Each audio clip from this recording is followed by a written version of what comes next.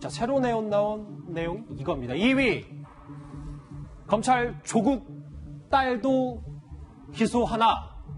검찰이 말이죠. 정경심 교수에 이어서 조국 장관의 딸도 기소를 검토 중인 것으로 알려졌습니다. 그러니까 딸도 표창 위조를 알았을 것이다. 이 공모한 혐의가 있는지 들여다보겠다는 걸 텐데요. 이수희 변호사님. 네. 그 정도로 검찰이 지금 딸도 재판에 넘길 정도로 자신이 있다는 겁니까?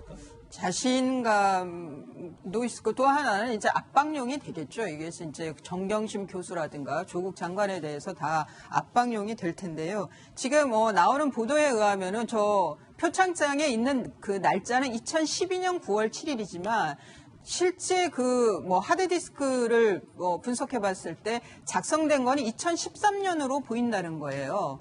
그런데 이제 문제는 이 위조를 한 것이 컴퓨터 하드디스크는 엄마 정경심 교수의 하드디스크이지만 그 직인이 있고 하는 게 실제 이제 그 정말 위조하는 데에 관여된 것은 누구인지는 알 수가 없어요. 지금 성명 불상자와 공모하여라고 이제 공범이 있는 걸로 지금 공소장에는 기재가 되어 있다고 합니다.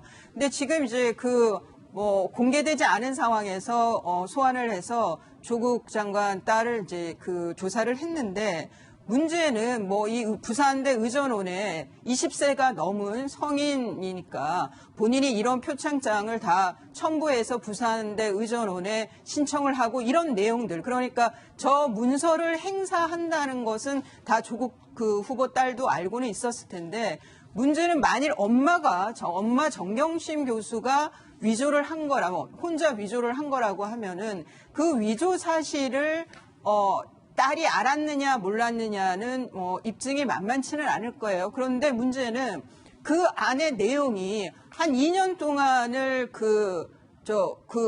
어학원에서 봉사를 했다고 했기 때문에 본인이 그 어학원에 가서 봉사한 내용이 없다라고 하면은 그 문서 안에 있는 내용이 허위라는 것은 본인도 알 수가 있는 거잖아요. 딸도. 그런 면에서는 정유라하고는 또 좀 다른 면이 있을 수도 있겠다는 생각도 들고요. 그런데 이제 여하튼 모녀를 같이 기소한다는 거는 상당히 그 검찰로서는 부담스러울 텐데 계속 이런 얘기가 나오는 것은 저는 정경심 교수에 대한 압박용이 더 크지 않나는 생각이 듭니다. 엄마를 향한 압박용, 예, 검찰 수사가요. 자, 어제 저희가 짚어드렸던 것처럼 동양대 이 표창 위조 의혹 때문에 올해 칸 영화제에서 황금종려상을 받은 이 봉준호 감독의 영화 기생충이 다시금 회자되고 있습니다. 화면 만나보실까요? 저는 이게 위조나 범죄라고 생각하지 않아요. 저 내년에 이 대학 꼭 갈 거거든요. 서울대학교 문서 위조학과 이런 겁나. 아들아, 네가 자랑스럽다. 그러니까 검찰은 이 표창 위조를 조국 장관의 딸도 알았을 것이다, 공모했을 것이다 한번 들여다보는 거잖아요. 근데 아까부터 사실 모르겠어요. 국정농단 사건과 이게 비교가 되는지는 모르겠지만 정유라 씨도 2번 구속영장을 청구했는데 다 기각이 됐단 말이에요. 그게요. 역대로 보면 대입에서 업무방해잖아요. 위계형 공무집행방해 될 수도 있고 학교에 따라서. 부모를 처벌하지 아이를 처벌하는 예는 거의 없었어요. 고등학생 미성년자들 대부분 부모가 주도하지 아이가 부정입하고 이러진 않잖아요. 부모가 다 하니까. 알았다고 하더라도 입건을 잘 안 하고 마무리를 줬죠. 그런데 이제 이 조국 장관의 딸 같은 경우는 성인이란 말이에요. 미성년자가 아니라. 대학원 갈 때란 말이에요. 당시에도 대학원 재학생이었고. 그러니까 이거를 만약에 공모 관계가 있다라고 인정이 되면 이거를 기소 안 하기는 좀 쉽진 않을 거예요. 성인이기 때문에. 영장은 안 치겠지만. 근데 다만 이런 건 있죠. 아까 이수희 변호사 얘기하신 대로 검찰 입장에서는 이 조국 후보자의 딸을 기소하고 이게 수사의 성패를 가르는 건 아니거든요. 아하. 그러니까 정경심 교수가 문서 위조했다는 그 부분에 대해서 굉장히 좀 집중적으로 수사를 하겠지만 두 사람의 이제 공모 관계에 대해서 딸이 저 문서 위조된 거 몰랐고요. 어쨌든 저는 그때 인턴 나가서 좀 봉사 좀 하긴 했으니까요. 제대로 나온 건지 알고 엄마가 어떻게 만드는 걸 말 안 해줬어요라고 하게 되면 그 부분에 대해서는 집중적으로 파고들지 않을 수는 있죠. 그런데 검찰이 수사 열심히 안 해도 그냥 물증이 턱 나와버렸다. 그럼 기소 안 할 재간은 없는 거고요. 그러니까 두 변호사님의 분석은 일단 딸 기소는 검찰의 정경심 교수 압박용이다. 이렇게 조금 보면 저희도 좀 이해가 편할 것 같네요. 근데 허만섭 부장. 예. 지금 뭐 딸 기소 검토 얘기까지 나오니까 이 부분도 또 안 짚을 수가 없는데 그 문제 당국대 의학 논문 있잖아요. 예. 근데 그게 아니었으면 예. 고대 불합격했을 것이다라는 증언이 나왔습니다. 예, 이건 굉장히 좀 큰 증언인 것 같습니다. 왜냐하면 지금 그 대학생들이나 젊은 사람들이 지금 그 논문 그 제1저자 조작한 것에 대해서 굉장히 분노를 하고 있는데 그것이 거의 사실이다. 이것이 입학에 결정적 영향을 줬다라는 것을 보여주는 증언이기 때문에 이것이 좀 상당히 중요하다라고 생각이 드는데요.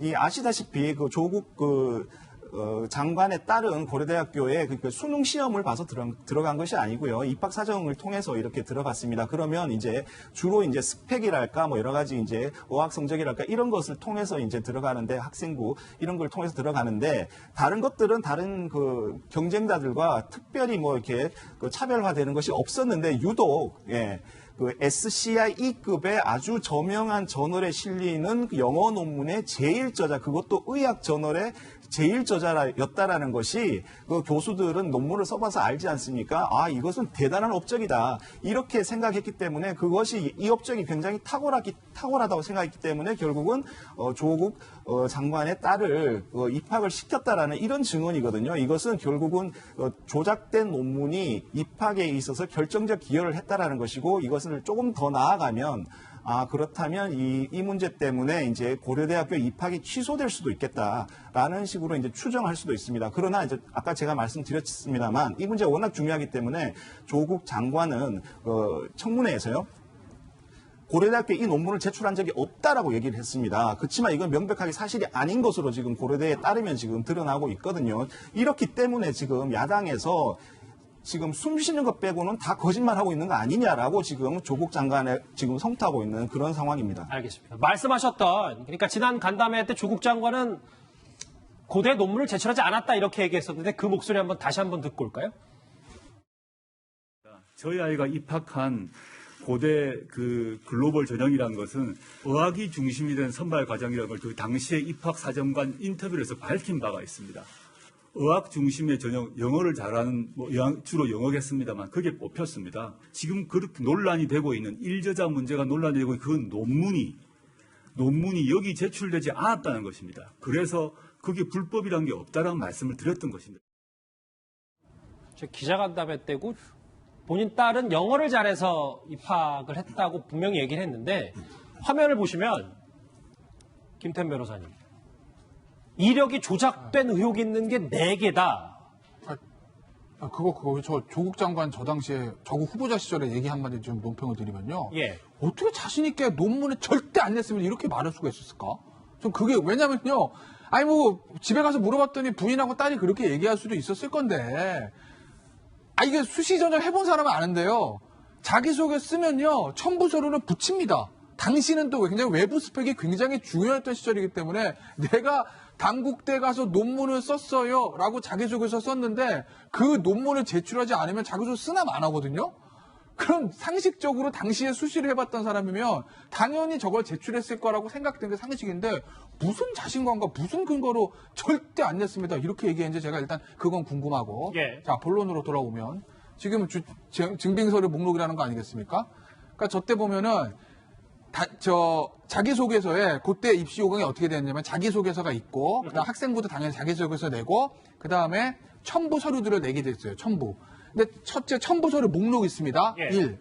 이것은 어디서 며칠 동안 뭐 한 내용이다. 간단한 어떤 목록이 있고 실제로 그 문서도 첨부하게 돼 있거든요. 근데 실제 첨부한 문서들은 보존기간 5년이 지나서 없다는 거예요. 그런데 지금 제출 서류 목록표는 남아있고 그거는 검찰이 고려대 압수수색할 때 가져갔다는 겁니다. 지금 화면에서 보시는 거는 당시에 이제 제출 서류 목록표예요. 쭉 있는데 그중에서 공주대 논문 저것도 의혹이 있죠. 의혹입니다. 조작이라고 단정할 수는 없어요. 아직은. 저거는 이제 당시에 인턴을 주관했던 교수가 나는 사인 안 했어라고 했던 그거고요. 당국대 논문 저거 유명한 거고. 서울대 공익인권법센터 인턴십 저것도 고등학생은 역대로 서울대 공익인권법센터 인턴한 적이 한 번도 없는데 저 조모양하고 당국대 장교수 아들 장군 두 사람이 유일하겠다는 거 아니겠습니까? 제네바 인턴십도 그렇고요. 그럼 최소한 조작된 어떤 조작 의혹이 있는 스펙이 4개다. 이 얘기가 나오는 거고 제가 알기로 모든 학교의 수시 전형 입시 요강에 허위 사실 기재하거나 허위 자료 제출하면 입학 취소 가는 걸로 돼 있는 걸로 알고 있습니다. 그래서 강수호 부대변인 그 질문을 드리려고요. 고려대 측에서 이거 논문 안 냈으면 불합격일 거였다라고 얘기했으니 고대 입학 그럼 뭐 자연스럽게 취소되는 겁니까? 어떻게 봐야 돼요? 그 논문을 안 냈으면 아마 합격하지 못했을 것이다라는 건 입학 사정관 한 명의 이야기였어요. 그래서 뭔가 조금 더 구체적으로 들여다보려면 당시 그 입학 사정관 모두의 이야기를 좀 들어보는 게 더 필요할 것 같고요. 그리고 그 조국 장관이 이제 저는 조국 장관이 거짓말을 했다고 생각하지 않습니다. 그 딸에게 물어봤겠죠. 10년 전의 일이지 않습니까? 그렇다면 뭐 논문을 냈느냐 안 냈느냐. 그렇다면 그냥 딸의 기억에 의존을 한 이야기를 들어서 이제 그대로 저는 전했다고 생각을 하고요. 그리고 고대 측도 그 당시 이제 제출한 논문이 없다고 예전에 말을 했었죠. 그냥 원론적인 이야기였던 것 같습니다. 왜냐하면 그 제출한 어떤 자료는 5년이 지나면 폐기를 하게 돼 있으니까요. 그리고 검찰 수사를 지켜보겠다고 했어요. 그렇다면 앞으로 검찰 수사가 이제 가리키는 대로 저는 고대에서 만약에 필요하다면 그 입학에 관한 뭐 심의위원회를 꾸리지 않겠습니까? 그리고 거기에서 검찰 수사 결과 그리고 자체 조사 결과 등을 놓고 아마도 그 논의를 하겠죠. 필요가 있어진다면. 근데 하나 더 여쭤볼게. 글쎄요. 딸한테 딸이 자신감 있게 얘기했으니까 저렇게 조국 장관도 자신감 있게 간다면서 얘기를 했지만 아무리 고대 쪽에 바로 전화를 못 하더라도 이건 좀 더 살펴봐야 됐지 않았나라는 생각이 들어서요. 강수호 부대변인. 예. 그 당시 여러 가지 의혹이 있었기 때문에 조국 장관도 이제 뭐 물어볼 때가 결국은 딸 관련해서는 딸 본인밖에 없지 않겠습니까? 예. 그렇다면 딸도 지금 이제 2009년도 당시 일이고 그리고 그 이후에도 뭔가 뭐 그 입학에 관한 일을 전혀 안 한 건 아니잖아요. 대학원도 여러 군데 이제 그 어플라이를 했던 상황이고 그렇다면 딸도 이제 본인 기억에 의존하는 수밖에 없었겠죠. 여러 가지로 그 만약에 10년 전에 어떤 서류 같은 게 컴퓨터에 목록에 뭐 남아있지 않고 그렇다면 그러면 조국 장관으로서는 또 딸의 이야기를 믿을 수밖에 없지 않습니까? 그렇다면 그 고대에 뭔가 이렇게 확인을 하고 그런 그 과정을 거쳤는지 안 거쳤는지 모르겠어요. 근데 만약에 당시 후보자죠. 조국 후보자가 그 확인을 하는 과정을 거쳤다 해도 고대에서 저는 확인해 줄 수 없었다고 생각을 해요. 5년이 지난 자료는 알겠습니다. 폐기를 하게 돼 있으니까요. 예. 지금 저 조국 장관 사실 논란을 보면서 뭐 도덕성 문제가 조금 이제 엇나간 얘기인데 좀 결이 다른 얘기인데 능력적인 측면을 말씀드리면 조국 장관이라는 사람이 사실관계 파악 능력이 저렇게 떨어지는구나. 예를 들면 부모니까 딸 말에 믿고 싶겠죠. 남편이니까 아내 말에 믿고 싶겠죠. 그런데 지금 이 정국은 딸이 왼쪽이라고 얘기하고 부인이 왼쪽이라고 얘기하니까 왼쪽이 맞는 거다. 이렇게 판단할 수 있는 국면은 아닙니다.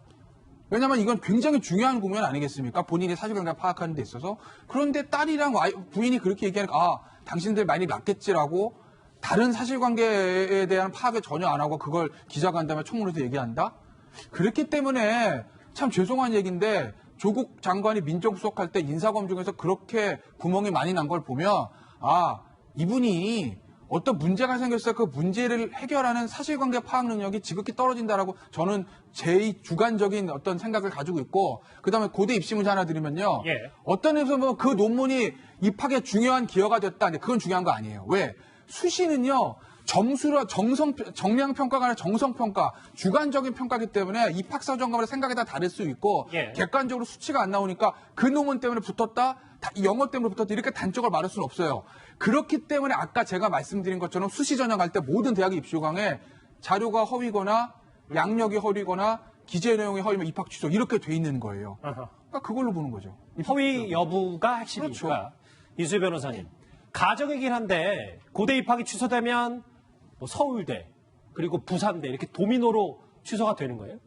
지금 이제 있는 게 휴학을 한 게 서울대 한경대학원이죠. 그래서 장학금 먹튀 논란이 있었고요. 그리고 지금 부산대 의전원이 있는데 여기는 전부 대학원이기 때문에 지원 자격이 개졸 이상이어야 되는 거니까요. 그 뭐 지금 고려대 입학이 취소된다 그러면은 그 학사 학위 자체가 없어지는 거라서 그러면 그 대학원은 자연스럽게 취소가 돼야 되는 것이라고 봐야 되고요. 그런데 앞서 지금 말씀하신 거에서 저는 이 고려대가 고려대에 조국 장관 딸이 간 게 2010년이에요. 그러면 한 9년 전 얘기인데 다른 것도 아니고 맏딸이에요. 아이가 많은 것도 아니고 달랑 남매예요. 첫 애를 대학을 보내는데 거기에 입시에 필요한 자료를 내는 거를 그 미성년 고3 딸한테만 너 알아서 제출하라고 했겠습니까? 부모들이 당연히 관여해서 하죠. 그러면은 그때 논문을 냈는지 안 냈는지 논문이 무슨 얄팍한 포스터도 아니고 지금 그 SCI에 될 정도로 꽤 두꺼운 논문인데 그게 제출됐는지 안 됐는지를 기억을 못한다? 이런 것들이 일반 가정에서 벌어진다라고 했을 때 굉장히 조국 그 당시 후보자의 저 변명은 정말 선뜻 믿기가 어려운 거죠. 알고도 거짓말을 했다고 봐야 되는 거죠.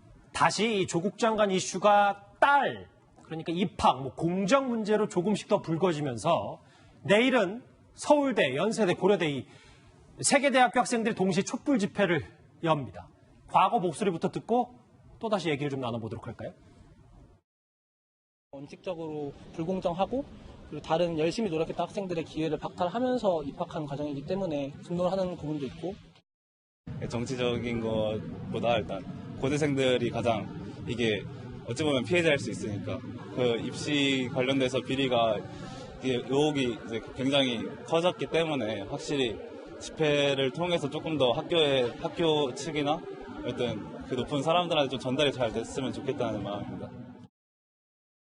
내일 서울대, 고려대, 연대 대학생들 촛불 집회가 다시 열립니다. 한번 보자. 근데 지금 학생들 말고도 좀 교수진들도 시국선언에 많은 인원이 동참하고 있는데 지금 약간 신뢰성을 흔들려고 가짜 서명도 좀 일어나고 있다면서요? 예, 그렇습니다. 조국 법무장관 임명으로 그 사회의 정의 윤리가 무너졌다라는 내용의 이제 그 시국 선언문을 누군가 어떤 교수가 만들었고요. 이 선언문에 대해서 이제 교수들이 지금 서명을 하고 있습니다. 그런데 이것이 그 박근혜 전 대통령 시절에 그 최순실 사태 때요. 2,234명의 교수들이 서명을 했는데 이 숫자를 지금 넘어서고 있다. 그래서 이것이 좀 상당히 관심을 끌고 있는데 다른 한편으로는 이제 이 시국 선언문의 어떤 그 신뢰성이랄까 이런 것을 훼손하려는 목적인지는 몰라도 가짜 서명도 역시 이쪽에다가 이렇게 몰리고 있습니다. 그렇기 때문에 이 서명에 그 서명을 한 교수들이 실제 교수인가 이런 식으로 해서 이제 이 서명의 어떤 그 공신력을 좀 떨어뜨리려는 그런 시도도 발생하고 있다. 이렇게 지금 들리고 있습니다.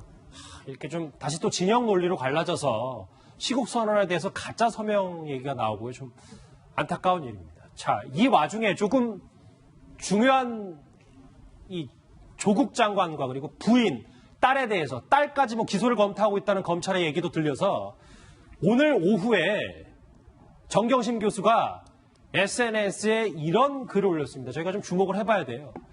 추측이 의혹이 사실인 양 보도되는 고통스러운 시간을 보내고 있다. 재판 과정에서 진실이 확인될 것이다. 강성구 대변인, 정경심 교수가 이 시점에 이 얘기를 한 이유가 좀 있을까요?